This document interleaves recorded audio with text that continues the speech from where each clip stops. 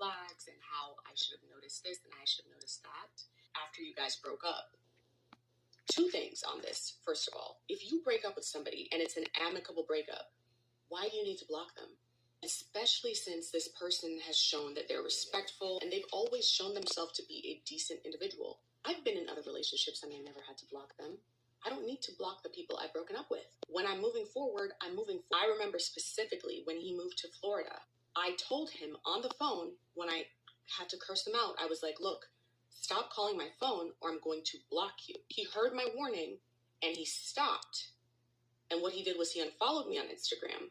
I unfollowed him back. And he was pretending that he had moved on with his life, but he was watching me from burners. So he was creating a facade. At the time, I didn't have that many people on Instagram, so I could see who was watching me. And his burners weren't even like proper burners because it was very clear who was watching my stories. These people have a level of obsession that's not normal. What happens is once they feel like they've lost access to you, they're going to go to extreme lengths to get to you. It happens to people. It happens to people who are not looking to manipulate others.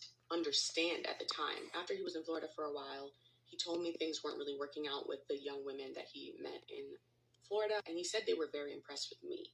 And I was very confused because I was like, why do they know about me? I don't go around when I'm dating telling my new date about my ex. Like, that's so irrelevant. Apparently what he was doing was he was telling these women that he was dating that he used to date me. I asked him, I said, well, are you telling them about me? Why am I a topic of discussion for you and your new dates? And he would say, oh, no, you're on TikTok. They've seen you. They follow your content, which is not necessarily true to control you and to keep you bound to something that was never built on truth in the first place. Trust your gut. And lastly, there have been a lot of men in the comments talking about the fact that women can be narcissists as well. And that is absolutely true. We never denied that, right? My platform is primarily for women.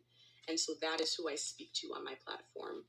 There are totally female narcissists. And so if you have a story to share about dealing with a female narcissist, I encourage you to share it in the comments.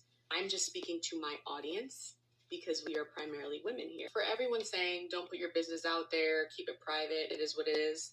Again, I have a platform. At the end of the day, thank God, I am the only one hurting from this situation than myself.